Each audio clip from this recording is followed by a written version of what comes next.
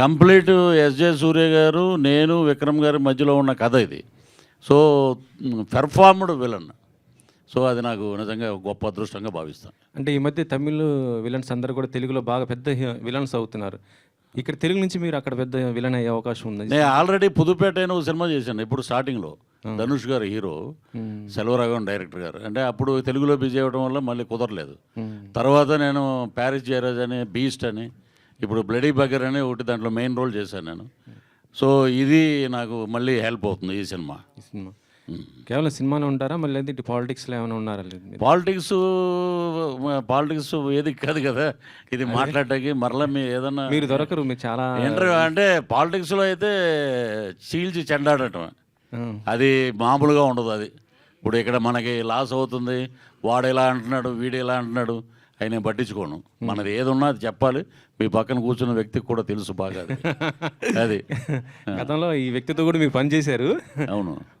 అయితే ఈ రోజున జగన్ గారు అక్కడ ఢిల్లీలో ఏపీ గురించి మొత్తం కూడా అక్కడ కొంత శాంతి భద్రత క్షీణించాయనేసి ఏపీలో ఢిల్లీలో చేశారు కదా, దానిపైన మీ జనసేనకు సంబంధించి మీరే ఏ విధంగా స్పందిస్తారు? ఒక common man, not party, common మ్యాన్గా చెప్తాను నేను. ఇంకా 2 నెలలు కూడా అవ్వలేదు ఏది గవర్నమెంట్ ఫామ్ అయ్యి. ఎవడో అంటాడంటే వర్షం పడిపోతుంది నాకు గొడుగు పెట్టలేదని ఆ టైప్ అతను. అతనికి ఏంటంటే రాజకీయం ఏదో కమర్షియల్ బిజినెస్ ఏదో చేసాడు, మేమో వచ్చేస్తున్నాం మళ్ళీ అనుకున్నారు. అది జరగలేదు. ప్రజలు చీకొట్టారు.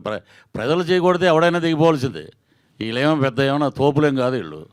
ఎందుకంటే ఒకటే ఆదరించారు ప్రజలు. ఏంటంటే ఇతను మళ్ళీ వచ్చాడంటే రావణ కష్టం అయిపోద్ది, రాష్ట్రం నాశనం అయిపోద్ది అనేదే పక్కన కూర్చొని ముసిముసిన అవుతున్నాడు చూడండి. తను తెగ చేశాడు ఇంటర్వ్యూలు అప్పుడు, ఫేవర్ ఆఫ్ వైఎస్ఆర్సీపీ అని. సో నేను ఒకటే చెప్పేది ఏంటంటే ఎక్కడైతే ప్రజల్లో ఒక భయంకరమైన మార్పు వస్తుందో దాన్ని ఎవడో ఆపలేడు దాన్ని. అప్పుడు 151 గెలిచినప్పుడు ఈవీఎం ట్యాంపరింగ్లు లేవు. ఇప్పుడు వచ్చినప్పుడు ట్యాంపరింగ్లు హత్య చేశారు అది ఇది అంటే.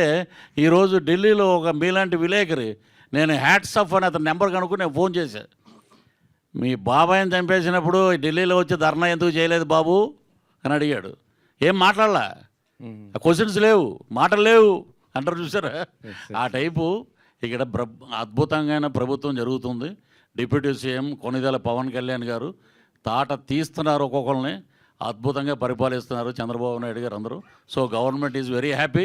ఈ కొత్త గవర్నమెంట్లో జ్యువెల్ థీఫ్ రావటం నిజంగా చాలా హ్యాపీ.